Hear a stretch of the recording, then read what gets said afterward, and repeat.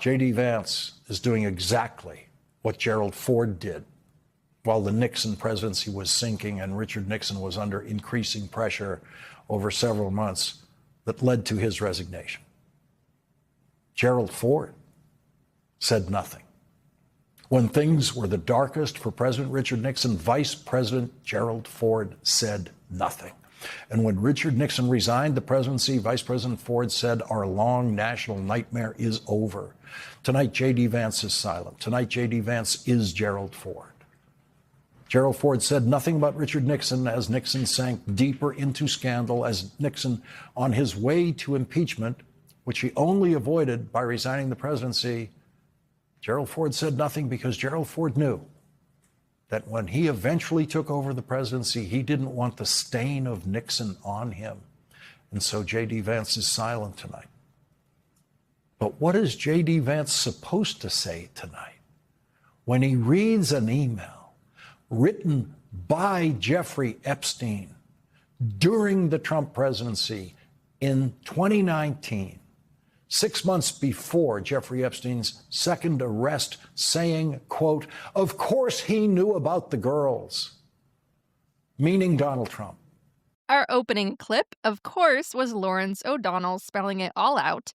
Remember the episode recently where here on Gaslit Nation, I think it was just 2 weeks ago, I will link to it in the show notes, I pointed out that J.D. Vance was very clearly preparing for succession. And in that episode, I said he gave a weak attempt to throw Thomas Massie, one of the leaders of the Epstein files discharge petition, under the bus at a Turning Points USA event, the same one where he was having that affectionate hug with Charlie Kirk's widow, Erica.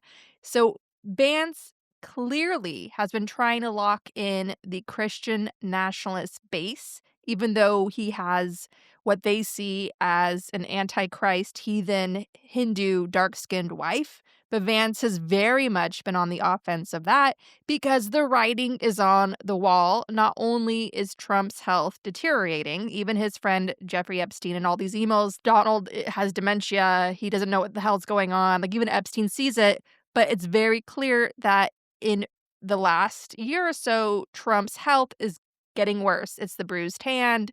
It's the, wandering around, walking, stuttering, the mysterious MRI, all of it. And then on top of that, J.D. Vance, in his big offense for succession to lock in that Christian base, because it's not enough that he's the vice president, the election of 2028 is around the corner. And if the cult leader Trump is somehow gone, either he dies while in office or something else happens, who knows where things are headed with the Epstein train taken off at full blast, it's clear that Vance knew he was getting ready. That is where we are in America. We're going to talk about it because, unfortunately, myself and all journalists out there, against our will, are being forced to become experts in pedophiles. And that is what happens when you are covering the Republican Party. And just the latest news that broke today out of the New York Times, which I'll link to with a gift article in the show notes, is that Matt Gaetz was raping a 17-year-old girl who was desperate for money. So please read that. It is in the show notes. Here is the big takeaway of the Epstein paper trail just released by both parties in the House, starting, of course, with the Democrats. And it's the same takeaway as the Mueller report. What we know is not nearly as bad as what we don't know. Yet. I'm recording this on Thursday, November 13, 2025. By the time you listen to this, who knows what news will break? Welcome to yet another Gaslit Nation Epstein Trump super special. This one featuring Follow the Money, a new show with Russian mafia expert Olga Lotman and myself, where we follow the money.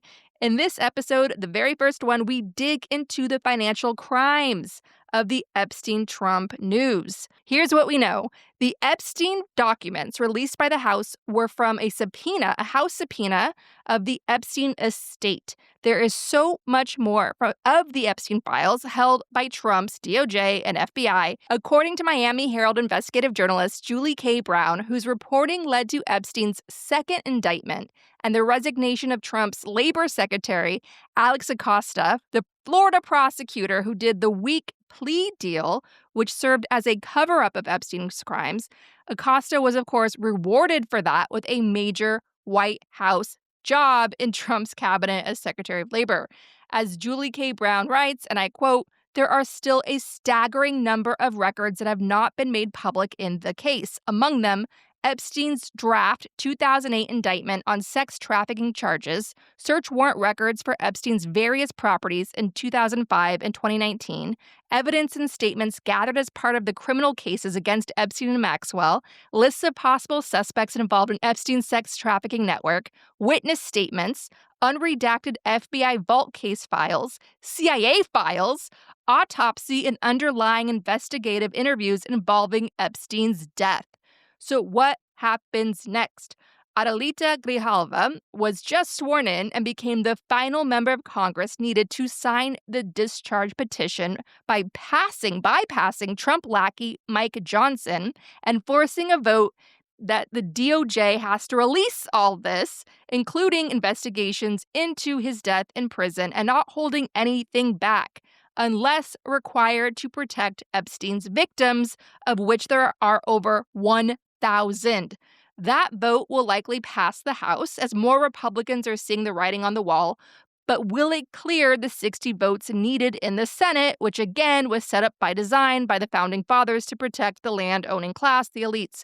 And even if it passes the Senate, it's going to be vetoed by accused pedophile and convicted felon Donald Trump, who had a 15-year friendship with Epstein. So all of that is going to build leading up to the midterms, when Republicans are going to see that Trump is leading a cover-up after running for president, promising to release the Epstein files. So if you thought the 2025 elections were a blue wave bloodbath for Republicans, wait until the midterms.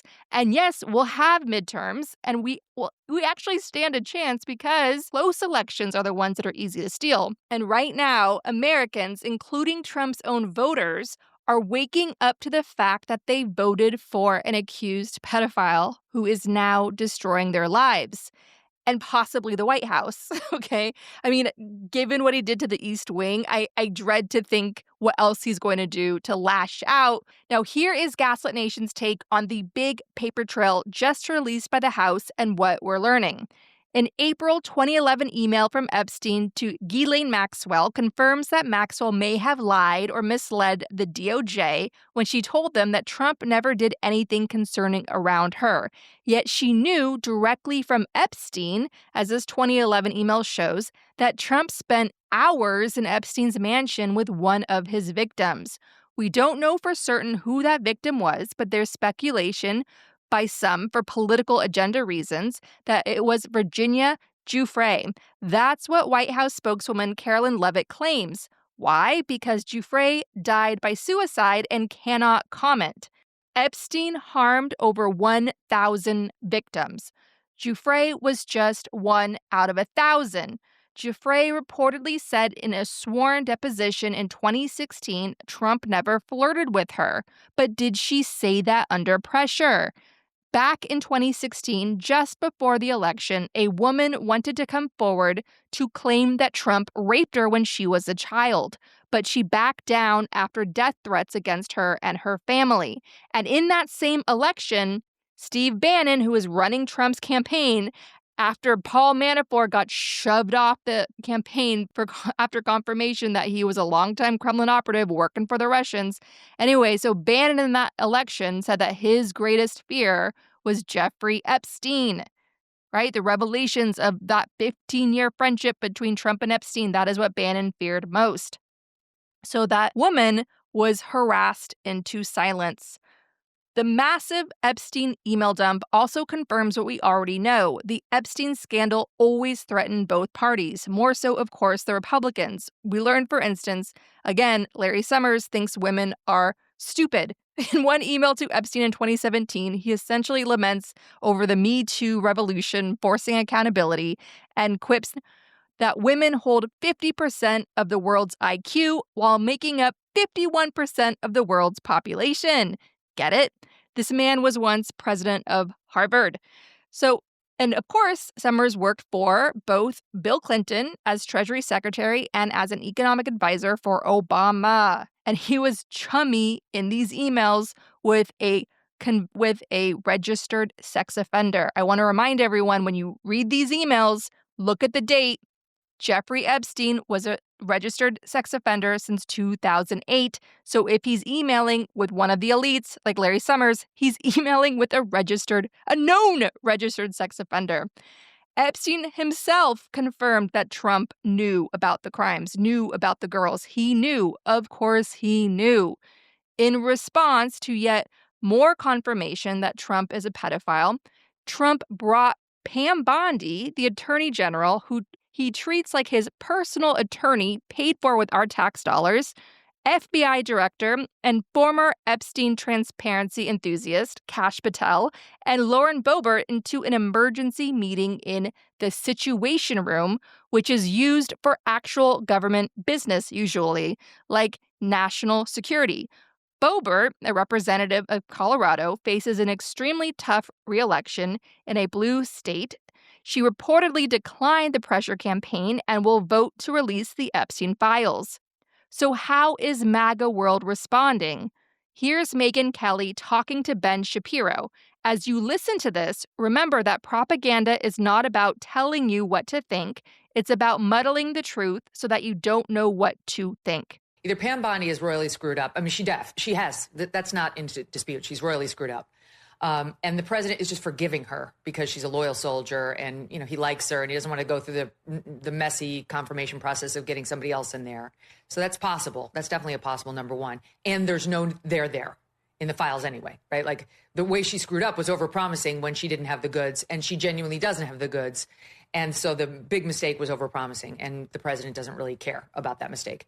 Or there is something there and it's being covered up and the president blessed it, right? But I didn't say, or there's a child sex ring that he's actively covering up, because the truth is I think there's some middle ground between 1 and 2, your 1 and 2, of there is something in there, more could be disclosed, and it's something short of there's a massive pedophile ring that they're covering up. Like it would have some names. Those men would have to defend themselves. Maybe the administration doesn't think it's a fair position to put them in. Maybe there are questions about the accusers. Maybe there are like half-hearted allegations in there that, normally a DOJ would not put out, but feels like it kind of might have to, given all the promises that have been made by Pam and prior to taking office, Kash and Dan rattling about this. So I think there could be a middle ground. The emails also confirm yet again that the media long played a role in hiding Epstein and Trump crimes. Most damningly, Michael Wolff. Anyone who had as much access to Trump and his inner circle like Michael Wolff to write juicy, best-selling books full of palace gossip was obviously trading favors. Michael Wolff coached Epstein for years, including on a media strategy when investigative journalist, again, superwoman, superhero Julie K. Brown in the Miami Herald published investigations that would ultimately bring Epstein and Maxwell down. Michael Wolff was reliably there trying to help Epstein navigate the storm. That's not a journalist. That's not even unethical. That is somebody who's acting like an accomplice by helping you cover up a crime. Michael Wolff, I can assure you, because I've followed his career for years. I started out as a young woman in journalism, and Michael Wolff was the king of media. And I remember when a big story broke when he started dating a woman who was around my age and half his age, and she was working for him at the time at his media startup. And so, of course, Michael Wolff would be friendly with a convicted sex offender who preyed on young women because he's not that far off. So if we're canceling everyone, okay, if we are the committee, if we are the committee of who gets canceled, I firmly vote for Michael Wolff here. I want to close out by saying all of these revelations obviously point to the fact, why didn't Democrats fight harder for transparency and justice for Epstein's over 1,000 victims when Democrats held power in 2021? We had Congress, we had the House, and yes, they were busy with January 6th, but they could have done both because the crime is connected. Who in their right mind would try to violently overthrow our democracy? A accused serial pedophile, friends with a confirmed pedophile for 15 years. That's who. The crimes are connected in that sense, showing that Trump had a long, long career as a criminal. But the Democrats, when they had the chance, did not fight for that. Sure, they did some things. They called for investigations. It was weak compared to what we're seeing now from them. And I'm pointing all this out, not to be contrarian, not to try to get an edgelord badge, but to force finally some justice for the victims and fleshing out people like Larry Summers from Polite Society, naming and shaming and getting these people out of power. It is so important that we do that and we stay on this and not treat this like some talking points for the Democrats to win back power. We need to force accountability, because if we do come back into power, meaning the small d Democrats, the people that believe in democracy, if our coalition of democracy defenders comes back to power, we need to use every lever of power we have to finally force justice for the over 1,000 victims. And by doing that, by flushing these criminals out of power, by dragging them into the light, naming and shaming them, it doesn't matter what party they're from or who they've written checks to, because I can guarantee it, the names we don't know yet, all right, beyond the Leon Blacks of Wall Street, the names we don't know yet, those criminals are writing some big fat checks to some Democratic super PACs out there trying to save their skin. They're trying to buy their protection right now. So I'm calling all this out to you Democrats. It's great what you're finally doing. It's great that you got the Epstein estate. You found a way, thanks to, by the way, Lawrence O'Donnell on MSNBC. It was Lawrence O'Donnell's female producers that arranged a segment that tipped off Democrats in Congress to even subpoena the Epstein estate. That's very scary to think about, but it shows how it's all hands on deck and all of us have to be putting out ideas and working together and picking up those ideas because everybody needs help. The opposition party that should be thinking of these things, that gets paid with our tax dollars to think of these things, they need all the help we can get and all the pressure that we need to put on them and stay on them. And that's not me sabotaging our chances by saying everybody, falling into the nihilistic conspiracy theories saying that everyone's corrupt, every party's the same. That's not what I'm saying. I'm saying accountability is everything. Accountability is what is going to protect us. Accountability is what is going to prevent the next Donald Trump. And by ensuring that we put pressure on both parties to stop using the Epstein victims as just a weapon against each other, but finally bring justice. And I don't know why the Democrats didn't do this under Biden, especially when MAGA was accusing Biden of molesting his own daughter. You think that Biden would have turned around and said, oh, you want to play that game? Well, let's go to the truth. What about you? And, it's like, I don't know why we had such a criminal missed opportunity when we had the chance. We could have done it. I know there's a lot going on. There was the war in Ukraine, then the war in Gaza. It was a hellfire time, deliberately so.